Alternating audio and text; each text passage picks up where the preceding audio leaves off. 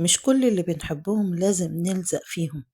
ساعات المسافة هي اللي بتحمي الحب وبتحميكي انت شخصيا.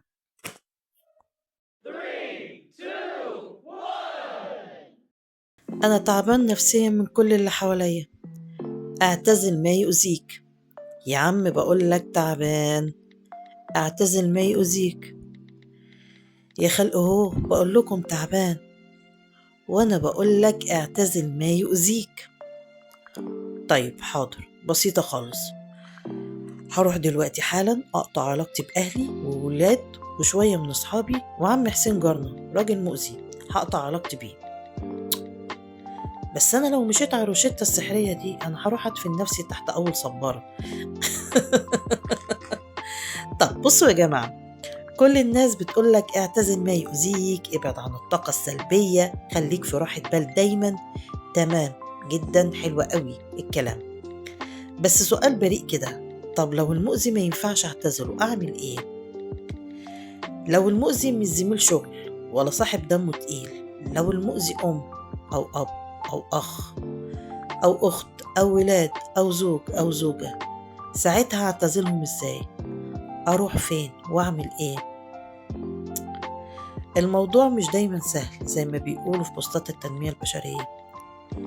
في ناس ربنا بيمتحنك بيهم، مش عشان تهرب منهم، لكن عشان تتعلم معاهم إدارة المسافة.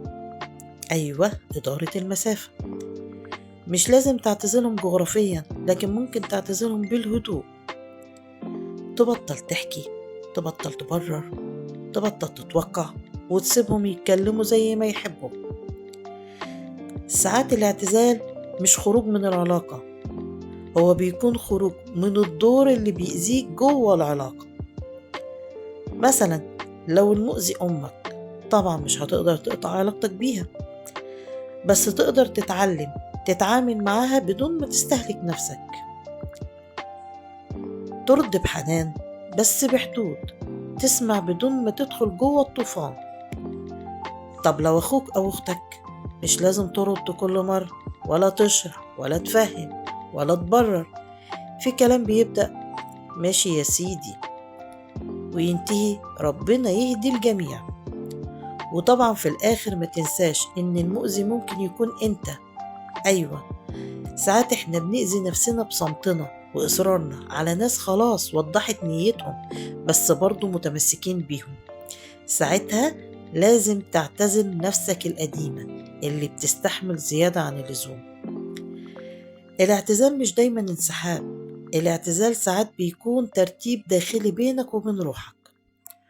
قولولي بقى، يا ترى مين في حياتكم محتاجين تعتزلوا الدور اللي بتلعبوه معاه، مش تعتزلوه هو شخصيا؟ مستنية ردودكم في الكومنتات. كانت معاكم شيرين في بودكاست فزلكة. عيشوا بذكاء واحفظوا قلوبكم. سلام.